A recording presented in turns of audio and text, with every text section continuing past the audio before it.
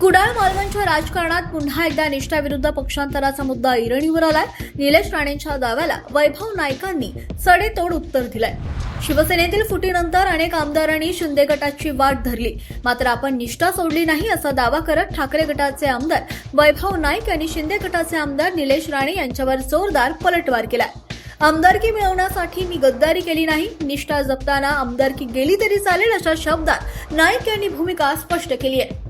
निलेश राणे यांनी 2024च्या विधानसभा निवडणुकीच्या पार्श्वभूमीवर वैभव नाईक शिंदे गटात प्रवेश करून कुडाळ मालवणमधून निवडणूक लढणार असल्याचा दावा केला होता। त्याला उत्तर देताना वैभव नाईक यांनी आपल्याला शिंदे गटात येण्यासाठी अनेक वेळा संपर्क करण्यात आल्याचंही सांगितलं। दसरा मेळाव्यापर्यंत आणि अगदी लोकसभा निवडणुकीनंतर सुद्धा भरत गोगावले यांनी मला फोन केला होता, शिंदे गटात येण्याची ऑफरही दिली होती, हे त्यांनीही मान्य केलंय असा दावा नाईक यांनी केलाय। मात्र गद्दारीचा कलंक घेऊन आमदारकी नको अशी भूमिका घेत आपण उद्धव बाळासाहेब ठाकरे यांच्या सोबतच राहिलो असं नाईक यांनी म्हटलं। याचवेळी नाईक यांनी निलेश राणे यांच्या राजकीय वाटचालीवर सुद्धा निशाणा साधला। निलेश राणे आणि त्यांच्या वडिलांना शिवसेनेतून काढून टाकण्यात आलं होतं। बाळासाहेबांबद्दल त्यांनी केलेली वक्तव्य सुद्धा सर्वांना माहिती आहेत असा टोला सुद्धा यावेळी त्यांनी लगावला।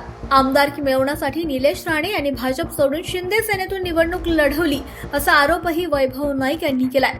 आपण निष्ठावंत राहिल्यामुळे आमदारकी गमवावी लागली तरी त्याचा पश्चाताप मात्र आपल्याला नसल्याचं नाईकांनी सांगितलं। मी उद्धव बाळासाहेब ठाकरे यांच्या सोबत आहे आणि यापुढे सुद्धा राहणार असंही ते म्हणाले।